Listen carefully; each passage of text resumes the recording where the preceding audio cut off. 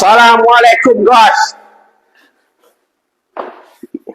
Kita ada satu jenama seluar jin yang dulu menjadi kegilaan orang. Itu sugar cane. Apa kena sugar cane? Sugar cane zaman dulu dah memang dah mahal lah.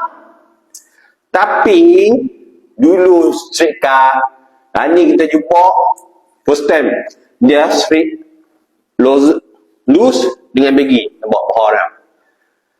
Jadi color dia, condition dia masih hitam, baggy.